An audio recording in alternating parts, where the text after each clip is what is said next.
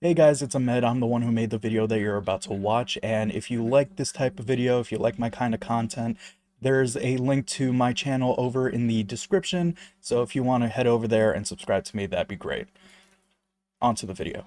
Hi, I'm Ahmed, and I make videos about whatever I want to talk about. And today I want to talk about one of my favorite Twitter pages. If you've been on Twitter for any time at all, you've come across a meme page or two, and you've even come across pages like She Rates Dogs, a Twitter page that posts conversations between typically a man and a woman, and it shows off how terrible men can be, thus, She Rates Dogs. I don't want to talk about She Rates Dogs today because I found a different Twitter page that is way more active and keeps posting the most insane stuff that I've seen in a while. And that Twitter page is called Incel Replies. But before we get into this Twitter page, I want to say thanks for the support over the last couple weeks, over the last couple months. I'm trying to get to 100 subscribers by the end of the summer, and we're about 14 subscribers away, and if we get there, that'd be great. So thanks in advance for subscribing. And yeah, let's get on with the video. It started off as people posting the replies to these. Hi, Jojo. You gonna jump up there?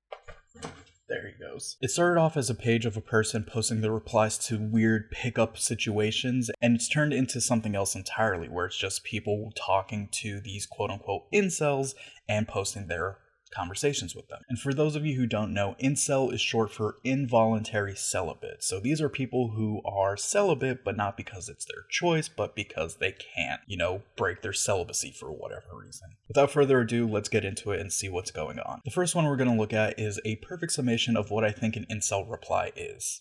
It goes, "Hey baby, hello, heart emoji. How are you doing, my love? I'm not super into pet names from people I don't know, but I'm good. How are you? Fuck you then, puta. For setting boundaries? Yikes. I'm sorry, my love. I will leave you alone," and then the N-word. This is perfect because it shows someone coming on way too strong and then reacting negatively to someone's boundaries, calling them a bitch, and then probably saying something they can't even say. So this checks off all the boxes for your typical incel. Disrespecting women, coming on way too strong, and outright racism. Let's move on to the next one. Okay, this next one says, "Alex, please stop blocking me. I can make Facebook for days. I can make other phone numbers and call you. I could come by your work. Like I could go on forever. The better resolution is to explain to me why you don't want to talk to me. And I'm a nice guy who can't try." There we go. We got the typical nice guy going on here. Obviously this person Alex wants nothing to do with this guy, and he keeps on pushing and pushing and pushing like a typical nice guy would. And I'm using nice guy in quotes here. The thing about every single nice guy is that they have to say that they're a nice guy because their behavior says completely otherwise. It's like someone saying, I'm not racist, but, and then saying something completely racist. It's like the same thing in my opinion. Also, it's really creepy that this dude is saying that he's gonna show up to this girl's work. Don't do that. Whatever you do, if someone doesn't want to talk to you, just don't show up out of nowhere because they could probably press charges and win the case if they wanted to.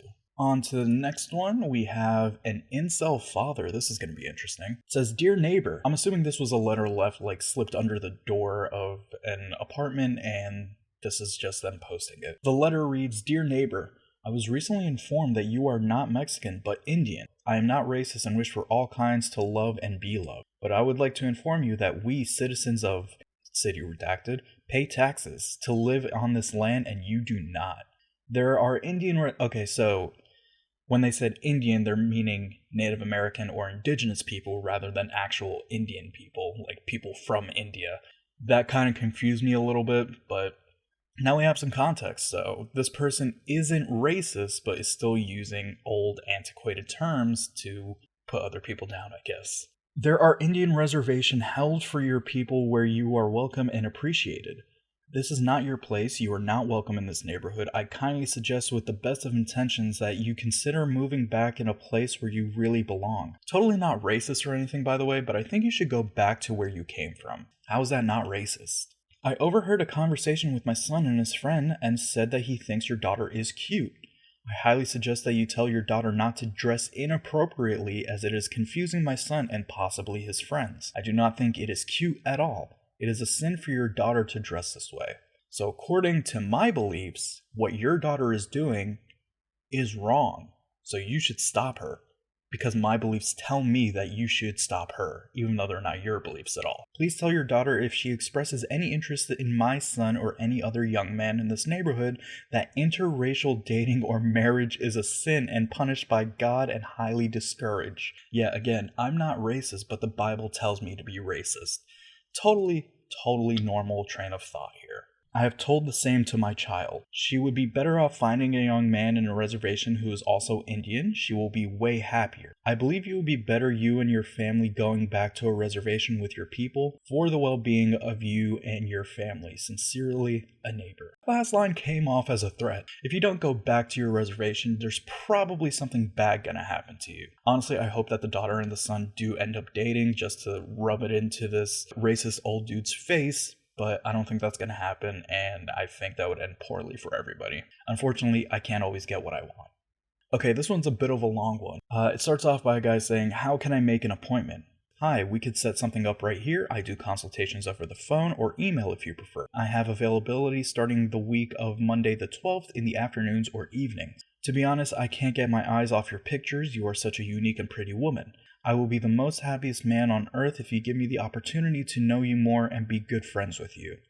So a little bit slick in the beginning, trying to set up an appointment for something, and then he moves totally into left field where no one is expecting it. That's very flattering, but I'm not available for that kind of interaction. He replies, it's fine, but permit me to come look at your profile whenever. I'm sad because your picture's currently a happy pills to my heart. Your beautify is out of this world. Really creepy. And if that wasn't creepy enough, he tries to video call this girl and sends her a message saying, the one message you sent me made my day. Thank you so much for giving me a few minutes of your time. I'm among the most lucky people on earth for you being able to get you into replying my message.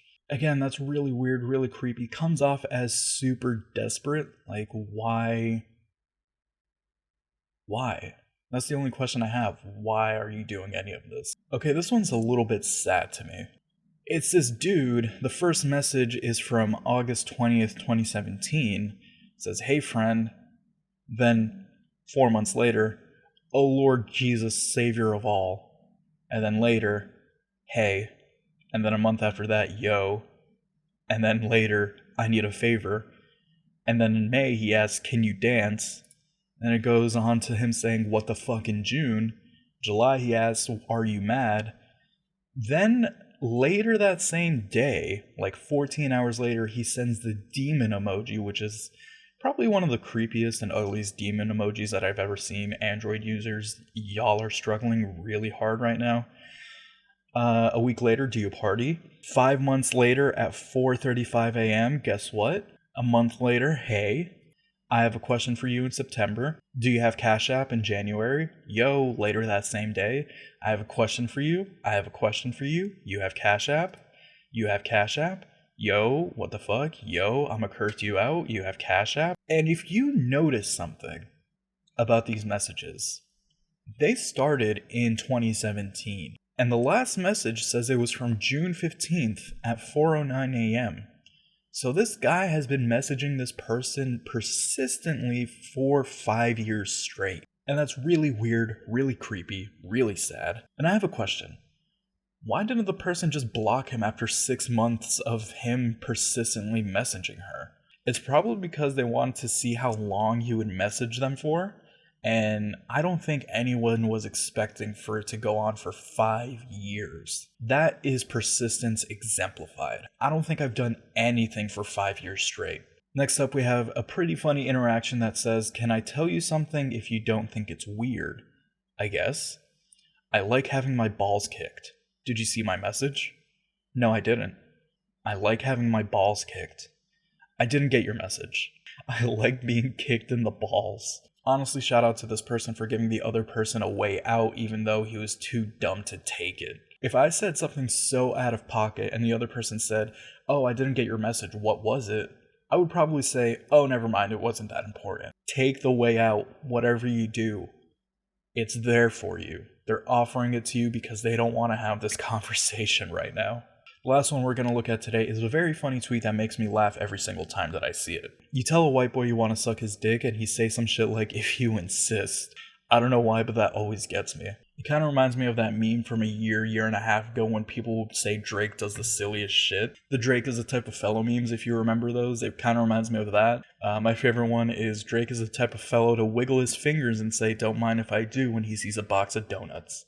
It's the same vein. It's the same kind of humor to me. Yeah, that's gonna do it for me. I just want to share a couple of tweets that made me laugh, cringe, and a whole bunch of other different emotions. If you want to follow me on Twitter, it's @_emetic_. If you want to follow me on Twitch, it's twitch.tv/emetic_. I really hope to see you guys in the next video. And yeah, be kind to each other, take care of yourselves. I'll see you next time. Thanks.